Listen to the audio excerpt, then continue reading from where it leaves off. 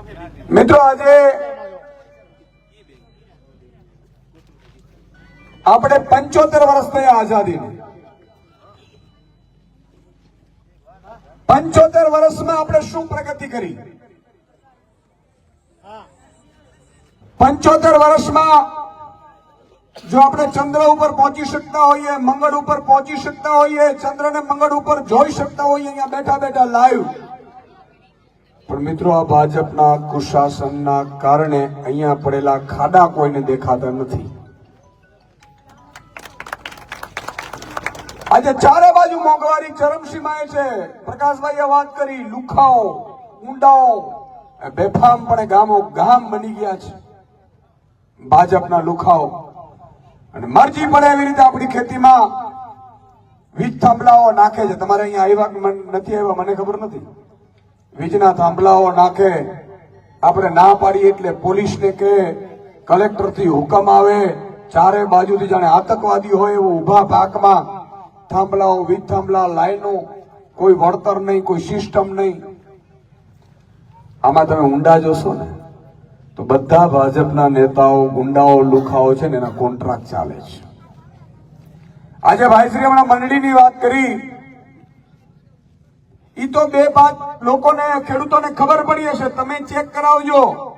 જે લોકોએ ભાજપને મત આપ્યા છે સાહેબ, એ લોકો પણ ચેક કરાવી લે. એના જ નામમાં ભાજપના ગુંડાઓ, લુખાઓ, બળાત્કારીઓ, ભ્રષ્ટાચારીઓએ 20-20 લાખ રૂપિયા ઉપાડી લીધો હશે. તમને ખબર પણ નહીં પડે. આજે એક વાત હું આપને કહેવા માંગુ છું. રાજનીતિમાં મને કાલે પણ રસ નહોતો, આજે પણ નથી, ભવિષ્યમાં રહેશે પણ નહીં. એ રાજનીતિમાં આવ્યા છે ને એના પાછળનું કારણ એ છે કે હું તમારી પીડા જોઈ નથી શકતો સાહેબ. હું કદાચ 8મા 9મા ધોરણમાં ભણતો હોઈશ, બરોબર? સાંભળજો તમે. લગભગ 12-13 વર્ષનું ઉંમર હશે મારી. મને બરોબર યાદ છે, એટલા માટે કહી રહ્યો છું. ને જે ઘડીથી મારું હૃદય પરિવર્તન થયું એની વાત કરી રહ્યો છું. આ પહેલી વાત અમારા ગામમાં હું આપની સમક્ષ કહી રહ્યો છું, મારી અંદરની દિલની વાત. અમારે ત્યારે વીજળી બહુ હતી નહીં, આપણે કોઈને નહોતી. અને ત્યારે મારી જમીનમાં હું 8મા 9મા અપડાઉન કરતો હતો, પીપળિયા ગામથી ખંભાળિયા જતો.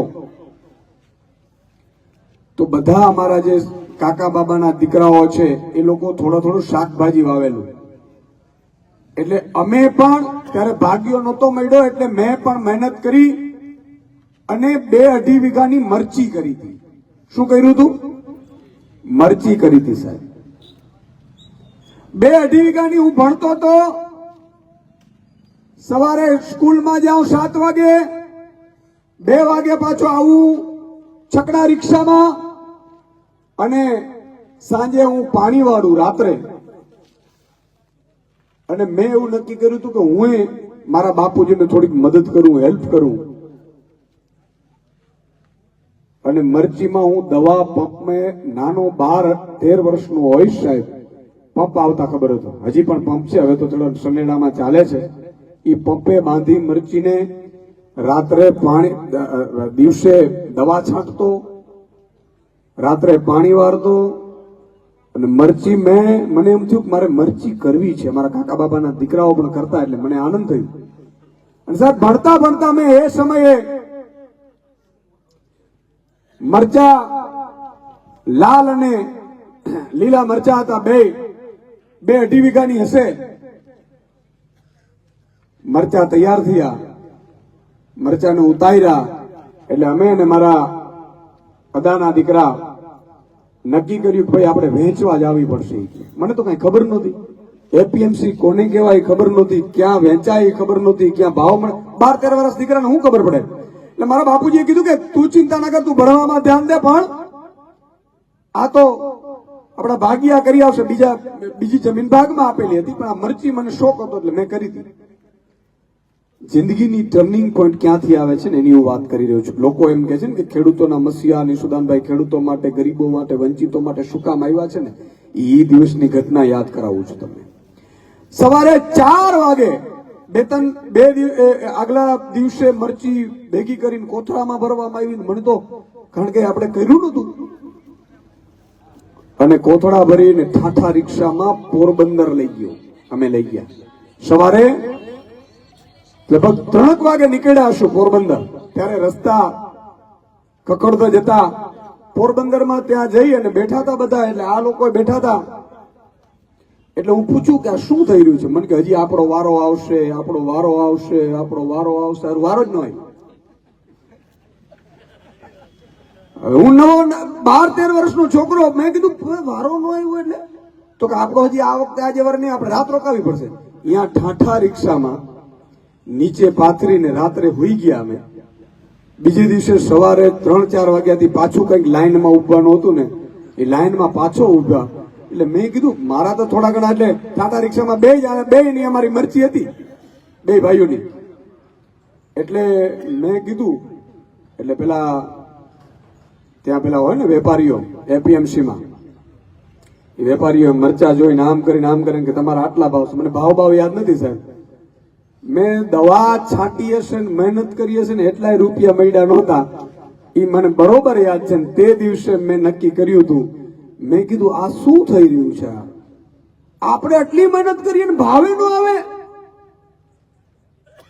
આ વસ્તુ શું થઈ રહી છે? ત્યારે મને બીજી કઈ ખબર નહીં શું બનાય, પણ મેં એવું નક્કી કર્યું કે હું ભણીશ, કઈક હોશિયાર થઈશ અને આનો રસ્તો કાઢીશ અને આ બધી પ્રજા માટે હું લડીશ. ત્યારે મેં નિર્ણય કરેલો સાહેબ.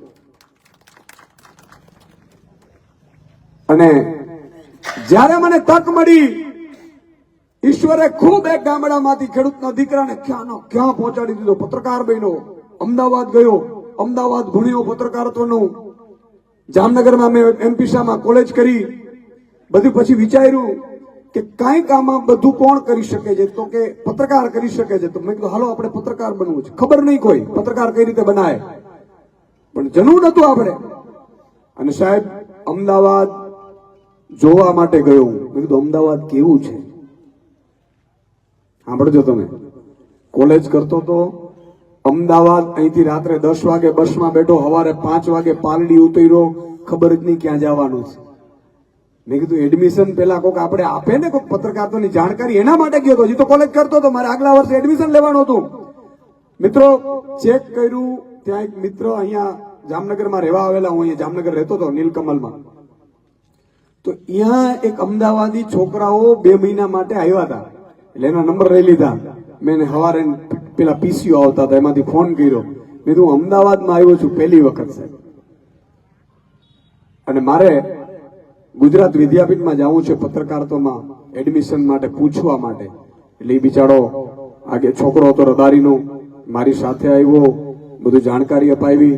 અને સાહેબ પછી ઈશ્વરે પત્રકારત્વમાં એડમિશન અપાયું, પત્રકાર કરી લીધું, નોકરી કરી અને ઉત્તરોત્તર એટલી પ્રગતિ કરી, એટલી પત્રકાર, આખા ગુજરાતના પત્રકારો 20,000 થી વધુ પત્રકારો હશે સાહેબ.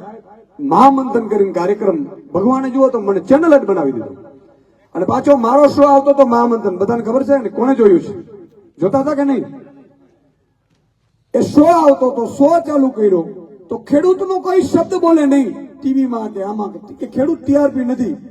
પણ મને ખબર સાહેબ, અને ખેડૂતોના મેં શો ચાલુ કર્યા અને આખા ગુજરાતમાં કરફ્યુ જેવા લાગી જાય, સાંજે ટીવીની સામે આવી જાય. અને પછી જે સ્થિતિ થઈ, મેં જોયું કે ખૂબ અવાજ ઉઠાવું છું પણ છતાંય કામ નથી થતું. અને એક દિવસે એવો વિચાર આવ્યો કે સાલું આમને આમ મરી જઈશ ચીસો પાડીને. તો આ પછી તો અભ્યાસ કર્યો તો 54 લાખ ખેડૂતો છે, નાના ઉપર આટલું દેવું છે, કેમ દેવું થાય છે, ખેડૂત કેમ સમૃદ્ધ નથી બનતો. સાહેબ 20-20, 30-30, 5-5, 10-10 વીઘાના માલિક, અને આપણે ભીખ માંગતા હોઈએ. કોઈ વિચાર કર્યું છે ખરું? આ બીજા પાસે કશું જ નથી સમજો, તોય સાલાઓ મોજ કરતા હોય. અને આખી રાત પાણી વારીએ, સરપની વચ્ચે પાણી વારીએ, દવા છાંટીએ, ક્યારેક દવા ચડી જાય, ક્યારેક સરપ કરડી જાય. આપણે આગેવાનો કેટલાય સરપ કરડવાથી મરી ગયા છે. આટલી બધી મહેનત કરીએ તોય આપણું કાંઈ ઉપજે નહીં, અને કાયમી હાથ જ આમ કરવું પડે. ત્યારે મેં નક્કી કર્યું છે કે મેં કીધું સાહેબ આપણે કંઈક બીજું કરવા માટે ઈશ્વરે અવતાર ધારણ કરાવ્યો છે મને. હજી મારી જો સપનું છે ખેડૂતો માટે કંઈક કરવું જોઈએ. મારી જ્ઞાતિ કઈ છે ખબર છે? ખેડૂત જ્ઞાતિ છે. ઈશુદાનભાઈ કોઈ એક જ્ઞાતિનું નથી. જે પણ સરકારથી પીડિત છે, જે પણ સત્યના રસ્તે ચાલે છે, જે પણ ખેડૂત છે, મજૂર છે, શ્રમિક છે, શોષિત છે, બેરોજગાર યુવાન છે, બધાની જ્ઞાતિનો હું છું ને એ બધી મારી જ્ઞાતિ તરીકે માનું છું સાહેબ. સંધ્યા ગણાય છે. અને એટલા માટે મેં નક્કી કર્યું, મેં કીધું હવે એક જ ઓપ્શન છે રાજનીતિ. આ લોકો લૂંટ મચાવે છે. હમણાં જ પ્રકાશભાઈએ વાત કરી, નરેન્દ્રભાઈ એવું કહેતા, માફ કરજો ઘણા લોકો એના ચાહકો હશે, પણ એની સાચી વાત પણ હું આપને કહીશ. એના શબ્દ છે 2014 ની ભાષણમાં અમરેલીમાં, ભાઈઓ બહેનો,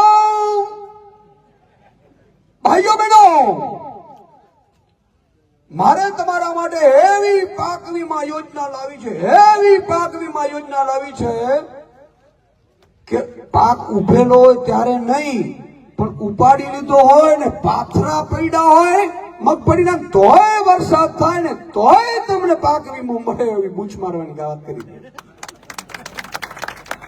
વિડીયો યુટ્યુબ ઉપર છે. જૂઠું બોલવાનું આપણે છે નહીં, અને જૂઠું બોલીને રાજે કરવું નથી. આપણે જે કહીશું એ તાર ઠોકીને કહેશું, અને કોઈ પણ કંપની વાળો હશે, કોઈ પણ ચમરબંધી હશે, લડવાની તાકાત ઈશુદાનભાઈમાં તમારા માટે છે સાહેબ. પાક વીમા યોજના, પ્રધાનમંત્રી ફસલ વીમા યોજના ચાલુ કરીને આખા ભારતમાં ચાલુ છે, આપણે ચાલુ નથી. એ તમને ખબર છે કે નહીં? 2018-19 નો 6,000 કરોડનો પાક વીમો હજી આપણે મળ્યો નથી. કંપનીઓ બૂચ મારીને ભાગી ગઈ. એમ કહેતા હતા ખેડૂતોના દેવા માફ કરીશ. સાહેબ 16 લાખ કરોડ રૂપિયા ઉદ્યોગપતિઓના દેવા માફ કર્યા નરેન્દ્રભાઈએ. ખેડૂતોનો એક પૈસો દેવું માફ કર્યું તો મને કયો આજીવન ગુલામ બનવા તૈયાર છું. જેને ચાર્ટર પ્લેન છે એને શું જરૂર છે સાહેબ? હું એમ કહું છું કે રાજનીતિ શેના માટે હોય? બાપની ફરજ શું બને? 5 દીકરા હોય, 2 દીકરા ખૂબ સતર હોય, 1 દીકરો મધ્યમ હોય, અને નાના 2 દીકરા સાવ ગરીબ હોય તો બાપની પહેલી ફરજ એ છે કે ગરીબને દીકરાને ઉત્થાન લાવે. એનું નામ બાપ કહેવાય છે. સરકાર માય બાપ કહેવાય, સરકાર વાલી કહેવાય. સરકાર કરી શકે સાહેબ, નિર્ણયો કરી શકે, એક રાતમાં નિર્ણય કરી શકે.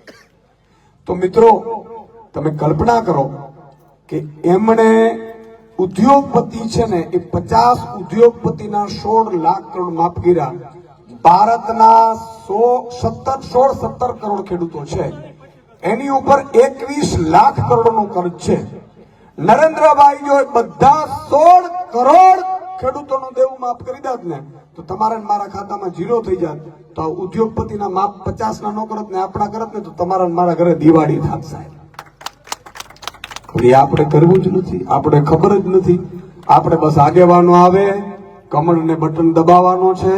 કમળ આપણો રખેવાળ છે, કમળ આપણો માય બાપ છે, કમળિયો આપણો આમ કમળ ગટો છે. ખંભાળિયામાં હું ચૂંટણી લડ્યો સાહેબ. જે વિટાળા તલવારીના આગેવાનોએ ખૂબ ભાજપને મત આપ્યા છે, આજે ભાજપનો એક નેતા એની સામે નથી, અને એની કંપનીમાં જમીનો જાય છે રેલવેના ફાટકમાં. તમે કદાચ વિડીયો જોયા હશો તો જુઓ તમે સાહેબ. ધનવાડી સમાજ ચારે બાજુથી એમને મદદ કરે, અને ઈ સમાજ બિચારો ભોળો સમાજ જેને હંમેશા તમને મદદ કરી છે, ઈ સમાજ ઉપર જયારે આફત આવે, અને સાહેબ પીડા તો ઈ વાતની છે કે ત્યાં 30-40 હજાર દલવાડી સમાજ છે. એકનો જાય ખેતર કે 100 નો જાય, બધાએ ઉભું રહેવું જોઈએ ને. ભાજપનો એક પણ દલવાડી સમાજનો નેતા દેખાતો નથી.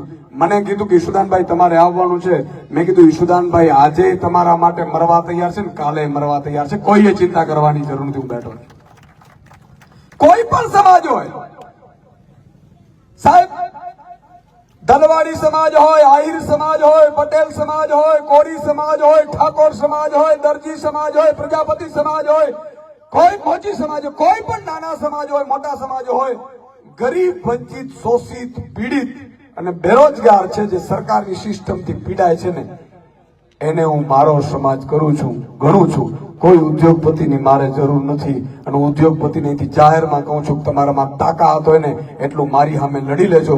આજે નહીં ને કાલે નહીં, ઈશુદાન ગઢવી આ પ્રજા માટે લડશે ને એના માટે મરવા તૈયાર છે. તમે મને એમ કહો સાહેબ કે આજે અહીંયા વીજળી પૂરી ન આવે, ખાડાના કામ થાય નહીં, રસ્તાના કામ થાય નહીં, ખાતરના ભાવ વધારી દે, ખાતરમાં લાઈનમાં ઊભું પડે, નેનો બટકાવે, ઉપરથી બટકાવે છે ને, મંડળીઓમાં ખાઈ જાય, ધિરાણોમાં એમ કે વગર વ્યાજે આપવામાં આવશે, પછી પેલા વ્યાજ કાપે, ભાવ આપે નહીં, એપીએમસી માં લાઈનો લગાડે. મને આમાં ભાજપનો વાંક નથી લાગતો સાહેબ. આટલી બધી પીડા કરવા છતાંય, આટલી બધી ત્રાસ આપણે આપવા છતાંય, કંપનીઓ બેફામપણે પવનચક્કીઓ આપણા ઉભા ખેતરમાં નાખી દે છતાંય, આપણા જ ખેડૂતોની જમીન મરજી પડે એવી રીતે રેલવે કે બીજી કંપનીઓના નામે બટકાવી દે, લઈ લે, ડરાવી ધમકાવીને પોલીસના દંડાથી લઈ લે, તોય આપણે મત આપવા જઈએ ત્યારે મને દુઃખ એ વાતનું છે કે છતાંય કમળ ઉપર જાવ છો. એકવાર તો ઠોકો, આત્મા જગાડો. ઈશુદાન ગઢવી જેવા તમારા માટે લડશે, તમારા માટે મરશે. ચાલો મને મત નહીં આપો તોય તમારા માટે લડીશ. પણ એક કહેવત હંમેશા યાદ રાખજો સાહેબ, માંગ્યા વિના માં પણ નથી આપતી. તમે તમારો પરચો ને એકતા નહીં દેખાડો ને તો આમ તમને લૂંટીને લઈ જશે સાહેબ. કોઈ તમને તમારું નથી, સમજી લેજો. અને તમને હું કહું છું, તમારા માટે તો જાગો. આજે આપણા ઉપર અત્યારે આટલા અત્યાચાર થાય છે. હમણાં જ પ્રકાશભાઈ એક વાત કરી, વસરામભાઈએ વાત કરી, સરકારની ફેસિલિટી તો દૂર, મરજી પડે ને ત્યારે ગમે ત્યારે જમીન કબજો કરવા માટે. કાલે મને એક સબજીભાઈ નકુમ કરીને મને મળવા આવ્યા હતા, ખાખડાના છે સાહેબ. એમની જમીનો બચાવવી પડી છે, કોઈ બોલનાર નથી. કલ્પના તો કરો સાહેબ, આપણો ખેડૂત આટલી બધી રાત દિવસ મહેનત કરી અને ઉપજ લાવે ને એને પીડા દેવામાં આવે, એની જમીનો ઝૂંટવી લેવામાં આવે, એમની જમીનો કબજે કરી લેવામાં આવે. આપણે થઈ શું રહ્યું છે? અને છતાંય આપણો આત્મા નો જાગે, છતાંય આત્મા નો જાગે. સાહેબ ના કેવું જોઈએ, માતા બહેનો દીકરીઓ બેઠી છે, પણ કહું કે લડવા વાળા આવશે ને મરી જશે. મારા જેવા ઘણા આવશે. કાલે મારું આયુષ્ય થશે તો હું વયો જઈશ, પૂરું થશે એટલે. બીજા કોઈ ઈશુદાન નહીં આવે તમારા માટે. જ્યાં સુધી તમે નહીં જાગો, તમારા હકને નહીં જાણો, તમારા હક માટે લડાઈ નહીં કરો ને, ત્યાં સુધી ઈશુદાન જેવા ઘણા આવીને મરી જશે સાહેબ. તમે કલ્પના કરો, જણનારીમાં જોર ન હોય ને તો સુયાણી શું કરી દેવાની છે સાહેબ. જાગો તો ખરા. હા, એટલી ચોક્કસ તમને ખાતરી આપું છું સાહેબ, અહીંયાથી ખાતરી આપું છું કે આ બેઠા છે ઈ અને આમ આદમી પાર્ટી સાથે જોડાયેલ તમામ યુવાનો, તમામ ખેડૂતો, તમામ જ્ઞાતિ જાતિના લોકો, એટલું હું બેઠો છું કે કોઈ ભાજપના માયની બાલાલની તાકાત નથી કે આમ આદમીમાં ઈશુદાનભાઈની ટીમમાં જોડાયા પછી તમને એક ફોન કરી શકે સાહેબ. હું બેઠો છું એના માટે. કોઈની તાકાત નથી તમને હેરાન કરી શકે, કોઈની અધિકારીની તાકાત નથી તમને પરેશાન કરી શકે. એટલી હું તમને ખાતરી આપું છું. ડર કાઢો, ડરીને જિંદગી જીવવીને એના કરતા મર્દની જેમ એક દિવસ જીવવું ને હું એને મજબૂત કરું છું. માય કાંગલાની જેમ જિંદગી જીવશું અને બેઠા છીએ સાહેબ. કોઈ પણ લોકો તમે કહું છું આ ખેસ પહેર્યા છે ઈ અને જે પહેરવા માંગતા હોય ઈ પણ હમણાં હું જયારે મારું ભાષણ પૂરું થાય તમે જોઈન્ટ થવા માંગો તો જોઈન્ટ થઈ જજો. ક્યાંય પણ તમને કોઈ ભાજપ વાળો હોય કે અધિકારી આ ધરતી ઉપર પેદા નથી થયો જ્યાં સુધી ઈશુદાન ગઢવી બેઠો છે તમારી ઉપર કોઈ આંગળી ચીંધી શકે સાહેબ. એકવાર અજમાવો તો ખરા. ડરો છો શેના માટે? કોઈ માયનો લાલની તાકાત નથી. બધા અધિકારીઓને પણ કહું છું ખુલ્લામાં કે ઈશુદાન ગઢવી એટલી તાકાત છે કે આજે નહીં તો કાલે આ ગુજરાતની સરકાર આમ આદમી પાર્ટીની બનાવીને રહેશું એની ખાતરી આપી છે. અને ત્યારે જે પણ મારા આગેવાનો, મારા કાર્યકર્તા ઉપર જેને જેને અત્યાચાર કર્યો હશે, ખોટું કર્યું હશે, એનું લિસ્ટ બનાવીને રાખીશ. બીજા દિવસનું સૂરજ નહીં ઉગે ધ્યાન રાખજો એ અધિકારીઓ ભાજપના નેતાઓ. વ્યાજ સાથે વસૂલાત કરીશ. આ ગરીબો માટે છે. તમે ગરીબોને લૂંટો જ. તમારામાં તાકાત હોય તો અદાણી પાસે જાઓ. કેટલા હજાર કરોડ જોઈએ તમને? અદાણીને કહો ખોટા કેસનું કહો, તમે કાલે કેસ કરીને જેલમાં પૂરીશ. અદાણી હમણાં 20,000 કરોડ રૂપિયા ફંડ આપી દેશે તમને. ઈ નહીં કરે, એમાં ભાગ છે પાછો. લૂંટશે તો તમને જ લૂંટશે. ખાતરમાં ભાવ વધારી દે. વૈધાક ને ખબર છે કે નહીં? કે એ નહીં ખબર આપણે સાહેબ એટલા માટે કહું છું કે આ લાઈવ આખા ગુજરાતમાં જાતું હશે, મને લોકો જોતા હશે. તમે પણ મારો ફેસબુક છે, ઇન્સ્ટાગ્રામ છે, હમણાં જે લિંક આપીને આમ આદમી પાર્ટીને મિસ કોલ થી હું જોતો હતો, બિચારા મિસ કોલ મારતા ડરતા છે. જ્યાં સુધી તમે મર્દની જેમ બહાર નહીં આવો ને ત્યાં સુધી આ જ ભાજપના કમળગટ્ટાઓ તમને કચડી કચડીને મારી નાખશે સાહેબ. હું તો જાણું છું આ બધાથી. તમે જુઓ આપણા જમીનો પચાવી પડે, કોઈ બોલે એ બોલતો નહીં તમને પોલીસ આવશે, એમ તારા બાપનું છે. આ ગુજરાતમાં બાબા સાહેબ આંબેડકરે બંધારણ આપ્યું છે ને, કોઈની તાકાત નથી સાહેબ. આજે અમે ખુલીને બોલીએ છીએ, મારો તમારામાં ગોળી તાકાત હતી. હું બધાને કહું છું, કોઈએ ડરવાની કે ચિંતા કરવાની જરૂર નથી. ટાઈગર અભી જિંદા. અને વ્યાજ સાથે વસૂલાત કરીશ. ઉદ્યોગપતિને પણ કહીને રાખું છું, મારા એક પણ ખેડૂતને, મજૂરને, શ્રમિકને પરેશાન કર્યો છે તો આજે નહીં તો કાલે મારી પ્રજાની આત્મા જાગશે અને 27માં આમ આદમી પાર્ટીની સરકાર બનતાની સાથે તમારે કંપનીઓ ચલાવવી મોંઘી પડી જશે. બહુ ક્લિયર કટ છે. અમે જો અત્યારે પ્રજા માટે મરી શકતા હોઈએ તો યાદ રાખજો, સરકાર આવતાની સાથે એક પણ ભાજપના કમળગટિયાએ જેટલી પ્રજાને અત્યાચાર કર્યો છે, જેટલું હેરાન કર્યું છે, જેટલું પરેશાન કર્યું છે, જેટલી એને જમીનો દબાવી હશે, એ બધી બીજા દિવસનો સૂરજ નહીં ઉગવા દઈએ સાહેબ. અને રાજનીતિ એનું નામ કહેવાય સાહેબ. આપણું સપનું છે સાહેબ. આજે તમે બેઠા છો, કલેક્ટરે જાઓ શું કહો છો તમે? બોલો, કલેક્ટરે જાઓ છો તું શું કહો છો તમે? સાહેબ માય બાપ એવું કહો છો ને સાહેબ. આપણું સપનું છે, આપણું સપનું છે. ગુજરાતમાં આમ આદમી પાર્ટીની સરકાર બનશે ને એટલે પહેલો નોટિફિકેશન બહાર પાડીશું આપણે કે કોઈ અધિકારીને પ્રજા સાહેબ નહીં કે. એ પીએસઆઈ હશે, પીઆઈ હશે, ડીવાયએસપી હશે, મામલતદાર હશે, ચીફ ઓફિસર હશે, કલેક્ટર હશે કે ચીફ સેક્રેટરી હશે, કોઈએ સાહેબ નહીં કહેવાનું કે નહીં કહેવડાવવાનું. પણ કલેક્ટરની ચેમ્બરમાં મારો એક આમ આદમી, એક ખેડૂત, એક મજૂર એ રજૂઆત કરવા જાય ને તો જેમ મુખ્યમંત્રીને સાહેબ કલેક્ટર કહે ને ઉભો થઈ જાય ને એમ ઉભો થઈને પ્રજાને સાહેબ કે આવી વ્યવસ્થા આપણે પેદા કરવી છે. રાજનીતિ એટલા માટે આવી છે. રાજનીતિ કઈ લેવા માટે નથી આવ્યા સાહેબ. ઈશ્વરે ખૂબ આપ્યું છે. મારામાં આજે પણ તાકાત છે. કરોડો રૂપિયાના પેકેજો છોડીને આવ્યો છે. કઈ ઘટતું કઈ નથી. મેં કીધું કે ઈશ્વરે મને આપ્યું એટલું આપ્યું સાહેબ. હું ભગવાનને પ્રાર્થના કરતો હોઉં છું કે તે તો મારી ઓકાત કરતા 1000 ગણું મને આપી દીધું. હવે તો બસ મારે નથી જોતું, હવે મારી પ્રજા માટે મારે કંઈક કરીને છૂટવું છે સાહેબ. આ ખોડિયામાંથી પ્રાણ જાય ને તે દિવસે આખા ગુજરાતની આંખમાં આંસુ હોવા જોઈએ કે સુદાન ગઢવી જેવો હતો એ તમારા માટે લડતો હતો. આ દિવસો આપણે લાવવા છે. ચારે બાજુ અત્યાચાર થાય, ચારે બાજુ લૂંટ ચાલે, તમારા મારા સગા સંબંધીઓને ઉપાડી જાય ને કોઈ બોલનાર નહીં. આ વ્યવસ્થા ક્યાંથી થશે? આ વ્યવસ્થાને આપણે સુધારવી પડશે સાહેબ. એના માટે રાજનીતિમાં આવ્યા છે. ઘણા લોકો એમ કે છે ઈશુદાનભાઈ એક જ્ઞાતિનું છે, ઈશુદાનભાઈ આ જ્ઞાતિનું છે. ઈશુદાનભાઈની સર્વ સમાજ સંધ્યા ટાણે છું. જે પણ ગરીબ હશે, ગુનેગાર મારો સગો ભાઈ હશે ને તો એને ફાંસીએ દેવામાં ઈશુદાન ગઢવી 1 મિનિટ વિચાર નહીં કરે. અને ગુનેગાર નહીં હોય ને તો મને કોઈ પણ જ્ઞાતિનો હશે એને જ્યાં સુધી ન્યાય નહીં મળે ને ત્યાં સુધી ઈશુદાનભાઈ તમારા માટે લડતો રહેશે સાહેબ. આ વ્યવસ્થા માટે આવ્યા છે અને રાજનીતિમાં લાંબુ રહેવું નથી. આ 2-4 એવી વ્યવસ્થાઓ છે કે ખેડૂતોની જમીન કોઈ કંપની આવે એનો વાંધો નથી, પણ કંપની ખેડૂતોની જમીન કાયમી લઈ નહીં શકે. કંપની ખેડૂતોને 5-10% ભાગમાં રાખે, પછી કંપની એ કમાતી જાય, મારો ખેડૂત કમાતો જાય ટકાવારીમાં. આવું કરવું જોઈએ કે ના કરવું જોઈએ? આ વ્યવસ્થા ઈશુદાનભાઈએ લાવવાની. એટલા માટે મિત્રો કોઈ મને આવવા નથી દેતું.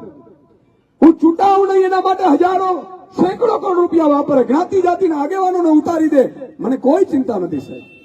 જે દિવસે મારી પ્રજાનો આત્મા જાગે ને ત્યારે જ ઈશુદાનભાઈ જીતવો જોઈએ. બાકી 1000 વાર તમારા માટે હારવા તૈયાર છું. હારજીત તો ચાલ્યા કરવાની છે.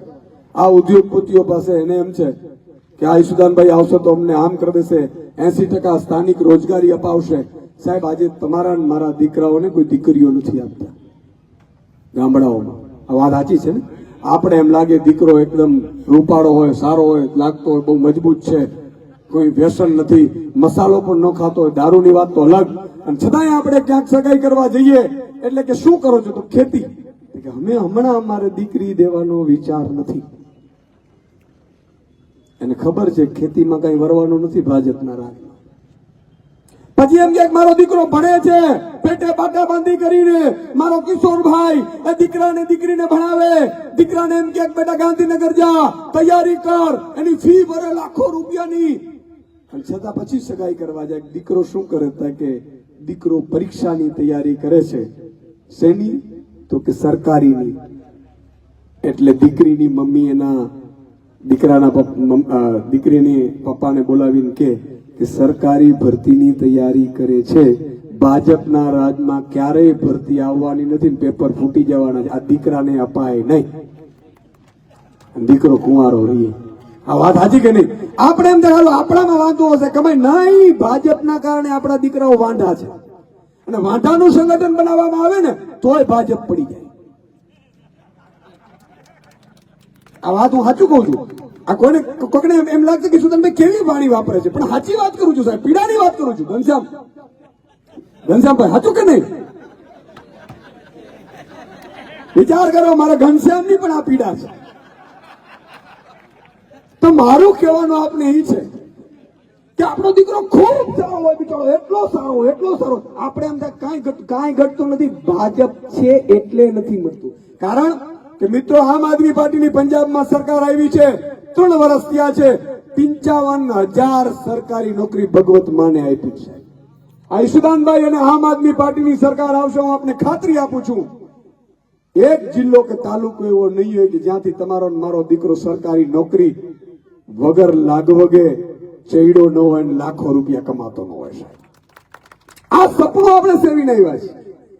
આ કંપનીઓ છે બધા 5 જણાના જ કોન્ટ્રાક્ટ હોય. કેમ ભાઈ, તારા બાપનું છે? એક ગામમાંથી સજ્જન વ્યક્તિને કોન્ટ્રાક્ટ મળવા જોઈએ કે ન મળવા જોઈએ? 80% રોજગારી મળવી જોઈએ કે ના મળવી જોઈએ? હવે તકલીફ એ થાય કે આવી હું વાત કરું ને એટલે પ્રજા એક ન થઈ જાય, પણ ઉદ્યોગપતિ એક થઈ જાય કે આ જીતી જાય ને તો 80% વાળી લઈને ગામડામાંથી પાછું રોજગારી લાવીને આવશે, એને હરાવો, પછી રૂપિયા વેચે, દારૂ વેચે, કાઠિયાલ, ભજીયાલ, પછી એક દિવસમાં આપણે ભજીયું થઈ જાય. ભાઈ 5 વર્ષ સુધી ભોગવવાનું રહીએ. એટલે મારી આપને છેલ્લી વિનંતી છે મિત્રો, આત્મા જગાડો, કોઈ ડરવાની જરૂર નથી, ડર કાઢો.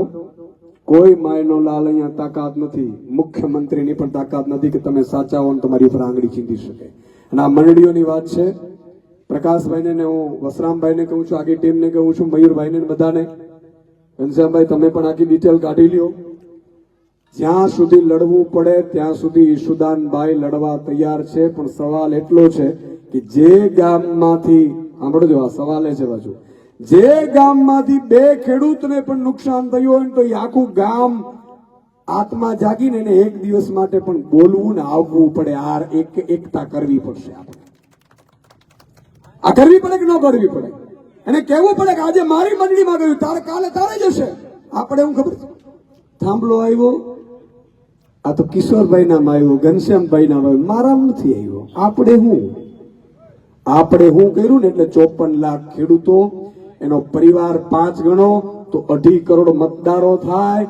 સાહેબ 4 કરોડ ને 32 લાખ ટોટલ મતદાર છે, એમાં 2.5 કરોડ આપણો મતદાર છે, ખેડૂતોનો મતદાર છે, 1 કરોડ ને 20 લાખ શ્રમિકો, મજૂરો અને વંચિતોનો મતદાર છે.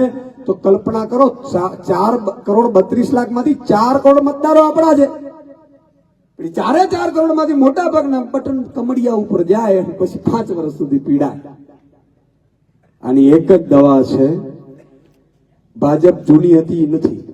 જો જૂની ભાજપ હોત ને તો મંદિરોને તોડવા માટે નોટિસ ન કાઢત.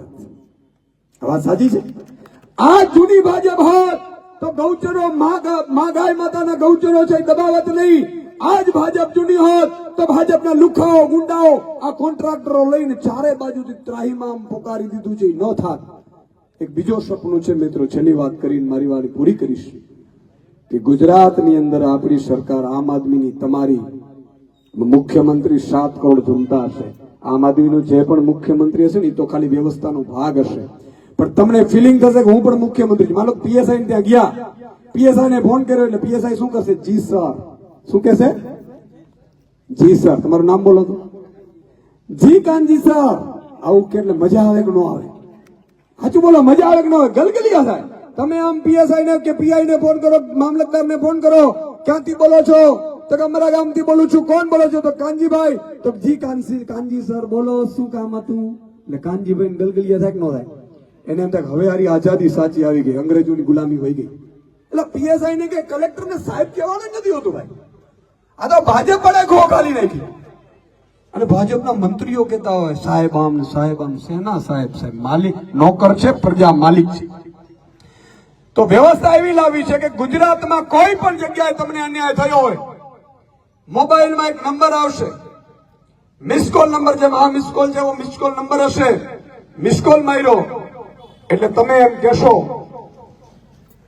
કે ભાઈ અહીંયા આ તાલુકામાંથી એક લુખ્ખો આવ્યો હતો, અમારા ઘરે તોડફોડ કરીને અમને ડરાવીને ગયો છે. સાહેબ એ તમે અહીંયા કહેશો, મિસકોલ મારશો, એ કલેક્ટરને, એસપીને, આઈજીને, ડીજીપીને, હોમ મિનિસ્ટરને, એસસીએસ હોમને અને મુખ્યમંત્રી સુધી ઈધા પહોંચી ગઈ હશે ખાલી 2 મિનિટની અંદર. અને બીજા દિવસ સુધી જો ઈ લુખાને કોઈ પકડી નહીં લે અને પેલાને ન્યાય નહીં મળે ને તો ઈ ડીએસપી સસ્પેન્ડ હશે. આવી વ્યવસ્થા આપણે પેદા કરવાની.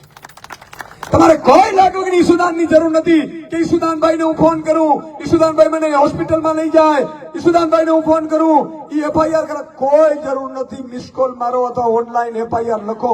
ઈસુદાન ગઢવીનો સગો ભાઈ હશે ને ગુનેગાર હશે ને એના વિરુદ્ધ ફરિયાદ થઈ ગઈ છે ને જેલમાં વયો ગયો છે. આ વ્યવસ્થા પેદા કરવી છે. અને આવું બધું કાનૂન બનાવીને પછી મારે રાજનીતિમાંથી નિવૃત્તિ લઈ લેવી છે. આ ધંધો આપણે કરાય નહીં. આ તમને ફેક્ટ કહું છું. વિડીયો રાખવો હોય તો રાખી લેજો. વ્યવસ્થા બનાવી, કારણ કે આ ધંધો એટલો ખરાબ છે, એટલો ગંદો છે સાહેબ. મને શું કે ખબર, મને કિશુદાનભાઈ તમારે ચૂંટણી જીતવી હોય તો દારૂ તો વેચવો પડશે. વેચવા માટે આવ્યા.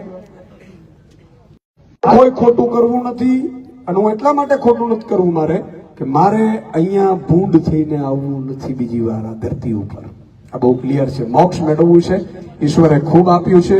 ભગવાનને જ પ્રાર્થના કરીએ છીએ ક્યારે અહંકાર ન આવે, ક્યારે સત્તાનું ઘમંડ ન આવે, અને પ્રજા માટે કરતા કરતા આપણે આ દેહ છોડીએ એટલે મુક્તિ જ કહેવાય. કોઈ ખોટું કાર્ય આ ઈશ્વર આ દેહમાં કરાવે નહીં એવી પ્રાર્થના સાથે